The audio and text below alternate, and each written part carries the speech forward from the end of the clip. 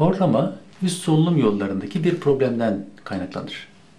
Çoğu zaman burundan veya genizden, bazen de damaktan veya bademcikler ile yutağın bir hastalığından kaynaklanabilir.